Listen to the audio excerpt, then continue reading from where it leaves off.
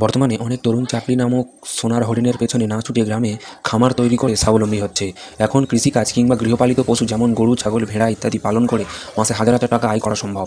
বাজারের চাহিদা বিবেচনা করে অনেকেই ছাগল পালন করা শুরু করে দিয়েছেন, কিন্তু অভিজ্ঞতার অভাব ও নানাবিধ কারণে ছাগল পালনে নবীন খামারিরা লাভবান হচ্ছেন না। ছাগলের খামারে লস হওয়ার কারণসমূহ আজকের এই ভিডিওতে বিস্তারিত আলোচনা করব। নমস্কার, এগ্রিটেকটক ইউটিউব চ্যানেলের সমস্ত কৃষক বন্ধু, নতুন উদ্যোগ ও নতুন ফার্মারদের স্বাগতম জানাই। ছাগলের খামার দিনকে দিন তৈরি হচ্ছে এবং বন্ধ হয়ে যাচ্ছে। কেনই বা ছাগলের খামার বন্ধ হয়ে যাচ্ছে, কোন কোন ভুলগুলো খামারিরা করছে এবং কোন কোন ভুলগুলো করা যাবে না, সমস্ত কিছু এই ভিডিওতে আলোচনা করব। আমরা একটি গোট ফার্মিং নিয়ে প্লেলিস্ট করেছি, ডেসক্রিপশন বক্সে লিঙ্ক রয়েছে, আপনারা ভিডিওগুলি দেখতে পারেন। সর্বপ্রথম হচ্ছে ছাগলের রোগে আক্রান্ত হওয়া। ছাগলের খামারের লস হওয়ার কারণসমূহের মধ্যে সবচেয়ে বড় কারণ হচ্ছে ছাগলের বিভিন্ন রোগে আক্রান্ত হয়ে মৃত্যুবরণ করা। ছাগল একটি নিম্ন শ্রেণীর জীব, এদের রোগ প্রতিরোধ ক্ষমতা অন্যান্য জীবের তুলনায় অনেক কম। ছাগল অসময়ে বিভিন্ন ছোঁয়াচে রোগ দিয়ে অসুস্থ হয়ে যেতে পারে। তবে সবচেয়ে আতঙ্কজনক তথ্যটি হচ্ছে যে ছাগল বেশিরভাগ ছোঁয়াচে রোগে আক্রান্ত হয়ে যায়। ছোঁয়াচে রোগ এমন রোগ যেগুলোতে একটি ছাগল আক্রান্ত হলে খামারের বাকি ছাগলগুলো আক্রান্ত হওয়ার সম্ভাবনা থাকে। অনেক ক্ষেত্রে দেখা যায় খামারে যখন একটি ছাগল রোগে আক্রান্ত হয় তখন অন্যান্য ছাগলগুলো খুব দ্রুতই আক্রান্ত হয়ে যায়। আবার বেশিরভাগ ছোঁয়াচে রোগ মরণঘাতী হওয়ার কারণে খামারের প্রত্যেকটি ছাগল মৃত্যুতে ঝুঁকিতে পড়ে যায়। সঠিকভাবে চিকিৎসা গ্রহণ না করলে খামারের প্রত্যেকটি ছাগলই মারা যেতে পারে। আর যদি এমন কিছু হয় সেক্ষেত্রে খামারির বড় রকম লস হয়ে যাবে, কারণ তার অতি আদরের প্রত্যেকটি ছাগলই তাকে হারাতে হচ্ছে। তবে এতে আতঙ্কিত হওয়ার কিছুই নেই। সর্বদা সতর্ক থাকলে ছাগলের ছোঁয়াচে রোগ থেকে রক্ষা পাওয়া সম্ভব। যদি কোনো ছাগলের মধ্যে রোগের লক্ষণ প্রকাশ পায় সেক্ষেত্রে সর্বপ্রথম আক্রান্ত ছাগলটিকে সুস্থ ছাগলদের থেকে একেবারে আলাদা করে রাখতে হবে। এতে বাকি ছাগলগুলো রোগে আক্রান্ত হওয়ার সম্ভাবনা থাকবে না। আবার অসুস্থ ছাগলকে একজন পশু চিকিৎসকের নিকট চিকিৎসা নিলে অসুস্থ ছাগলটি সুস্থ করে তোলা সম্ভব। ভুল ছাগলের জাত নির্বাচন। বিভিন্ন জাতের ছাগল পালন করা হয়, যাদের মধ্যে দেশি বিদেশি উভয়ের ছাগল রয়েছে। আমরা অনেকে দেশি ছাগল পালন করতে যাই, কিন্তু দেশি ছাগল বছরে মাত্র 2বারের কম করে বাচ্চা দেয়, আবার অনেক ক্ষেত্রে তাও হয় না। অপরদিকে একটি বিদেশি ছাগল বছরে 2বার করে বাচ্চা দেয়, মোটামুটি 6 থেকে 7 মাসের মধ্যে একবার করে বাচ্চা দিতে দেখা দেয়। কিন্তু কোনো কোনো ছাগলের জাত রয়েছে যাদের বাচ্চা দেওয়ার হার তুলনামূলক কম। এই রকম ছাগলের জাত নির্বাচন করলে আপনি খামারের বড় ধরনের ক্ষতির মুখেও পড়তে পারেন। তাই ছাগলের জাত নির্বাচন করার পূর্বে অবশ্যই ভাবা উচিত এমন ছাগলের জাত খামারে পালন করা উচিত যাদের বাচ্চা জন্ম দেওয়ার হার অন্যান্য ছাগলের তুলনায় বেশি।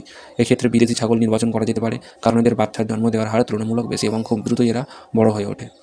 জায়গার অভাব। ছাগলের খামারে লস হওয়ার কারণ সমূহ অসম্পূর্ণ হয়ে যাবে যদি আপনার জায়গার অভাবের কারণটিকে না উল্লেখ করি। অনেক ক্ষেত্রে দেখা যায় খুবই অল্প একটি জায়গায় আমরা অনেকগুলো ছাগলকে ধরে রাখি, অথবা আমাদের খামারের আকার খুব ছোট অথচ ছাগলের সংখ্যা অনেক বেশি। আপাত দৃষ্টিতে মনে হতে পারে এমনটা করলে আমাদেরই লাভ, কেননা কম কম জমিতে বেশি ছাগল চাষ করলে স্পষ্টই লাভ হওয়ার কথা, কিন্তু প্রকৃতপক্ষে এতে লাভের আশা করা বোকামি। কেননা কম জায়গায় বেশি ছাগল পালন করলে ছাগলগুলোর ছোঁয়াচে রোগ এবং রোগে আক্রান্ত হওয়ার হার বেড়ে যায়। এমনকি ছাগলের প্রস্রাব বা মল যখন মেঝেতে পড়ে থাকে তখন সেখান থেকেও নানা রকম রোগ জীবাণু ছড়াতে পারে। এতে ছাগলের অসুস্থতার হার বেড়ে যায়। মূল কথা হচ্ছে ছোট একটি জায়গায় অনেকগুলো ছাগল যখন রাখা হয় তখন একটি অস্বাস্থ্যকর পরিবেশের সৃষ্টি হয়, যা খামারের লসের অন্যতম কারণ হয়ে দাঁড়ায়। অভিজ্ঞদের পরামর্শ না শোনা। অনেকেই এমন আছেন যারা পূর্বেও হাতে গোনা কয়েকটি ছাগল পালন করেছেন। তারা তা অতি উৎসুক হয়ে একটি খামার গড়ে তোলে এবং বহু সংখ্যক ছাগল নিয়ে পালন করাও শুরু করে দেয়, কিন্তু তারা অভিজ্ঞ খামারিদের পরামর্শ শুনতে চায় না। এটিও খামারের লস হওয়ার অন্যতম কারণ, কেননা একটি ছাগল পালন করা এবং একটি খামারে অনেকগুলো ছাগল পালন করার মধ্যে অনেক বড় পার্থক্য রয়েছে। অনেকগুলো ছাগল একসাথে পালন করা মোটেও চারটিখানি কথা নয়, বিভিন্ন কৌশল অভিজ্ঞতার প্রয়োজন পড়ে। কিন্তু কেউ যদি এগুলোর কথা চিন্তা ভাবনা না করে নিজেই ছাগল পালন করার কথা ভাবে সেক্ষেত্রে ভবিষ্যতে বড় রকম লস খাওয়ার সম্ভাবনা থেকে যায়।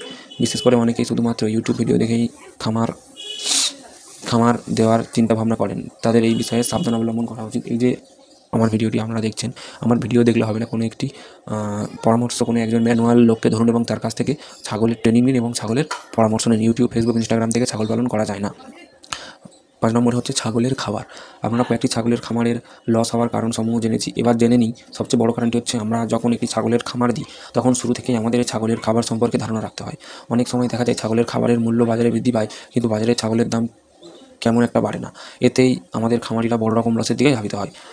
এটি নতুন কোনো বিষয় নয়। আবার অনেকেই মনে করেন ছাগলকে শুধু বিভিন্ন রকম খড়, গাছের পাতা, ভাতের মাড় ইত্যাদি খাওয়ালেই যথেষ্ট, কিন্তু একটি ছাগলের খামারে ছাগলের জন্য এইসব খাদ্য মোটেও উপযুক্ত খাদ্য নয়। একজন খামারের প্রধান উদ্দেশ্য থাকে ছাগলকে মোটা তাজা করা, আর এই জন্য আপনাকে ছাগলের খাবারের প্রোটিনের হার সর্বোচ্চ রাখতে হবে। প্রোটিনযুক্ত খাবারগুলো আবার বাজার থেকে কিনতে হয়। যদি বাজারে খাবারের দাম বেশি ওঠে এবং ছাগলের দাম নিচে যায় সেক্ষেত্রে বড় রকম ধরা খাওয়া যেতে পারেন। তবে মনে রাখতে হবে প্রত্যেকটি খাবারের কিন্তু বিকল্প রয়েছে, তাই বাজারের অবস্থা বুঝে বিকল্প খাবারের দিকে মনোযোগ দিতে হবে। এবং খামারে লস হওয়ার কারণসমূহ জানানোর প্রধান উদ্দেশ্য হচ্ছে যে আপনি একটি ছাগলের খামার দিলে ভুলেও লস না করে বসেন।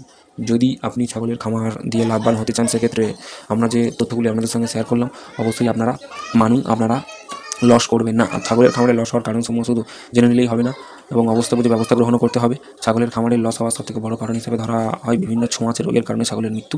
তাই আপনার ছাগলকে রক্ষা করতে হলে অবশ্যই সতর্কতা অবলম্বন করতে হবে। তো অবশ্যই এই কথাগুলি আপনারা মাথায় রেখে ছাগল পালন করবেন। ধন্যবাদ।